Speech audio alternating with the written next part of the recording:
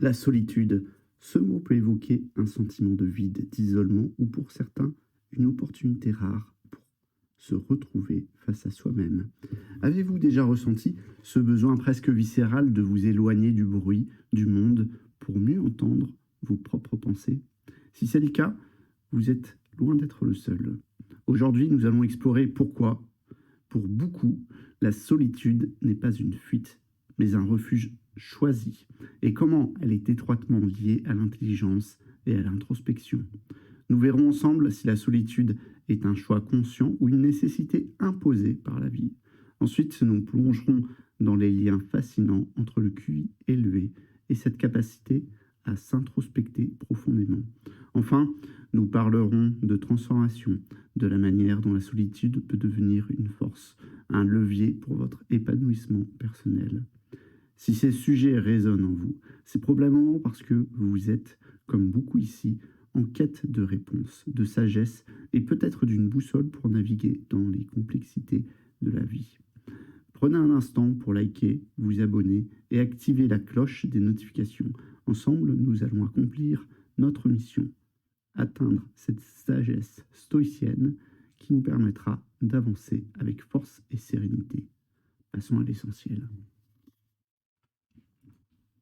Imaginez un philosophe antique assis sur un promontoire rocheux, le regard perdu dans l'immensité d'un ciel étoilé. Autour de lui, le monde s'agite, les marchés bourdonnent, les feux éclairent les villages.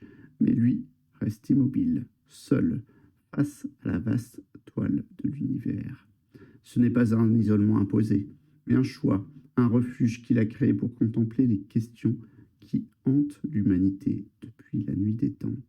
La solitude, dans ce cas, devient un espace sacré, un sanctuaire où la réflexion peut s'épanouir loin des bruits du monde. Mais tout le monde ne choisit pas la solitude de cette manière. Pour certains, elle est au contraire une conséquence des circonstances de la vie, une sensation d'être coupé des autres, comme un navire dérivant seul sur une mer infinie. La différence réside dans l'intention. Quand la solitude est choisie, elle devient une force, un espace où l'on peut se reconnecter à soi-même, tandis que l'isolement subit érode l'esprit, alimentant la souffrance et le vide. Les esprits brillants, souvent dotés d'une intelligence ou d'une sensibilité plus aiguë, se tournent instinctivement vers la solitude. Ce n'est pas un rejet des autres, mais une quête intérieure, une tentative de trouver des réponses que la société ne peut pas leur offrir. Pensons à des figures comme Léonard de Vinci, qui s'isolait pour nourrir ses créations, ou encore Nikola Tesla, dont les éclairs de génie naissent dans les heures silencieuses de la nuit. Leur solitude n'était pas une prison, mais un atelier où la créativité et la réflexion se mêlaient pour donner naissance à l'extraordinaire. Cette distinction entre solitude et isolement est essentielle.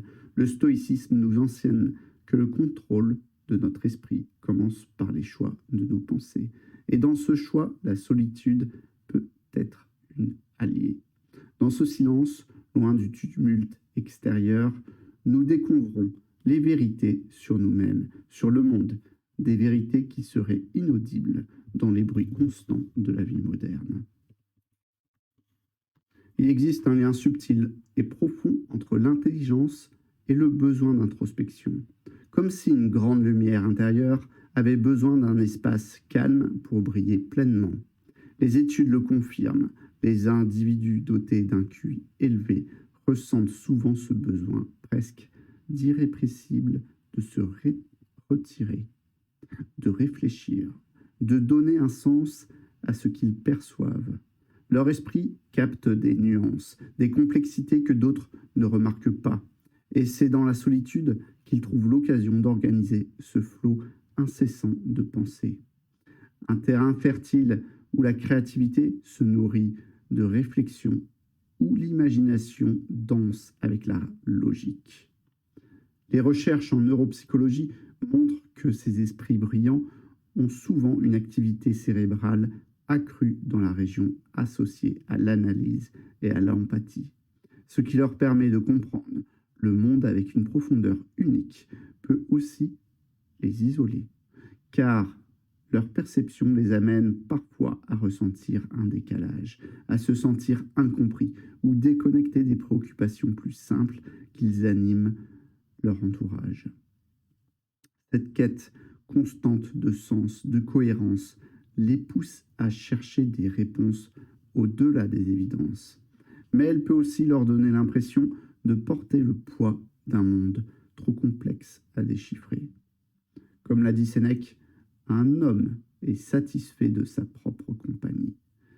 Cette idée stoïcienne illustre parfaitement ce besoin d'introspection, non pas par une fuite du monde, mais par un retour à soi, une occasion de construire une force intérieure. Pourtant, cette recherche de profondeur n'est pas sans défi. Beaucoup d'esprits brillants se heurtent à la solitude sociale, à la difficulté de partager leur vision sans paraître distants ou élitistes. Ce paradoxe entre richesse intérieure et isolement peut être difficile à vivre, mais il rappelle aussi que la solitude, lorsqu'elle est bien utilisée, peut être une forge où naissent des idées les plus lumineuses. La solitude, lorsqu'elle est embrassée consciemment, devient une force tranquille, un espace où l'esprit peut s'épanouir et où la créativité trouve son souffle. Imaginez un sculpteur face à un bloc de marbre, seul dans son atelier, entouré de silence. Ce moment de retrait n'est pas une fuite, mais une opportunité de transformation. Le bruit du monde extérieur s'efface et dans ce calme surgit la clarté, une vision intérieure qui guide chaque coup de ciseau. Ainsi, la solitude peut devenir cet atelier personnel, un lieu où vos pensées prennent forme et vos projets se matérialisent. La clé est de voir la solitude non pas comme un vide, mais comme une toile vierge. C'est dans ce calme que naissent les grandes idées, que l'on fait face à soi-même et que l'on construit une vie alignée sur ses valeurs. Le stoïcisme nous rappelle que ce qui se passe à l'extérieur ne peut nous ébranler si nous sommes solides à l'intérieur. La solitude est l'endroit où cette solidité se forge, où l'on libère les distractions pour écouter cette petite voix intérieure qui sait souvent mieux que quiconque ce dont nous avons besoin. Mais tout grand sculpteur sait qu'il ne peut rester indéfiniment enfermé dans son atelier. La solitude est un outil, pas une fin en soi. Il est crucial de trouver un équilibre entre ces moments d'introspection et la richesse des interactions humaines. Ce n'est pas en partageant nos créations, nos idées, nos expériences que nous leur donnons vie et qu'ils prennent un sens. Prenez le temps de vous retirer pour réfléchir, mais revenez ensuite dans le monde pour agir avec une intention plus claire et une énergie renouvelée. La solitude n'est pas une faiblesse, c'est une force, une alliée précieuse dans une époque où tout semble conçu pour distraire de l'essentiel. En revalorisant, en apprenant à l'apprivoiser, vous ne trouverez pas seulement un refuge, mais un espace de puissance intellectuelle et émotionnelle. C'est là, dans cette sérénité, que vous découvrez qui vous êtes réellement et ce que vous êtes capable d'accomplir. La solitude est une expérience universelle, mais aujourd'hui, nous avons vu qu'elle peut être bien plus qu'un simple état de retrait. Elle peut être choisie en refuge précieux, un espace de recentrage et de réflexion.